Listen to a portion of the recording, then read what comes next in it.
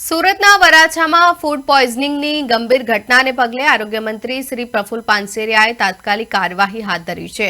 રેસ્ટોરન્ટમાંથી મંગાવેલા પંજાબી શાકનું સેવન કર્યા બાદ જ એક જ પરિવારના 5 સભ્યોને ફૂડ પોઈઝનિંગની અસર થઈ હતી, જેમાં 5 વર્ષીય બાળકી આર્યાનું દુઃખદ અવસાન થયું છે, જ્યારે પરિવારના અન્ય 4 સભ્યો હોસ્પિટલમાં સારવાર હેઠળ છે।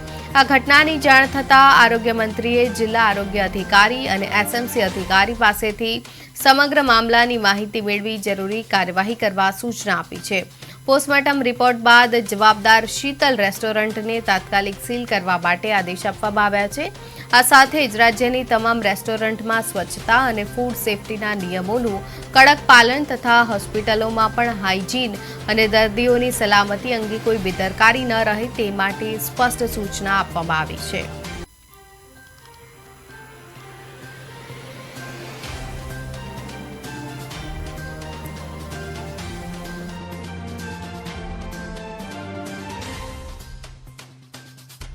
કરે છે। આમ તો રોજબરોજ કરતી જ હોય છે, પરંતુ સ્પેશિયલ ડ્રાઈવ સુરતમાં આજે તમામ રેસ્ટોરન્ટમાં ચાલી રહી છે।